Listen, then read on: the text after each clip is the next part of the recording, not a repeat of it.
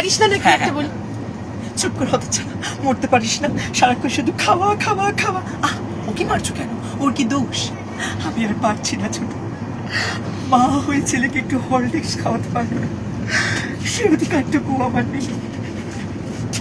জানো মা, আমার ঠাকুরপুকে পুঁটি মাছ খেতে দেয়, আমি ওর ছেলেকে হরলিক্স খেতে দেবো না।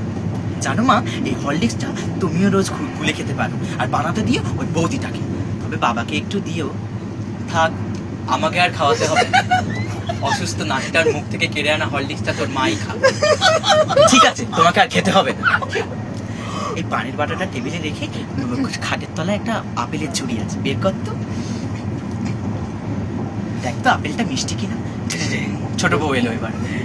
এ কি মা, আপনি তো একটু আগে বর্দির ঘরে বলে এলেন, যার স্বামী যেমন রোজগার করবে তার ঘরে তেমনি খাওয়া দাওয়া হবে। বাবা তো মাত্র 150 টাকা পেনশন পান মা, বাবাকে বলুন না রোজগার একটু বাড়াতে। তা না হলে এর পরেও যদি হরলিক্স খাওয়ার ইচ্ছে হয়, বাবাকে বলি বাজার থেকে কুল কিংবা পানি ফল এনে খাবে, কেমন?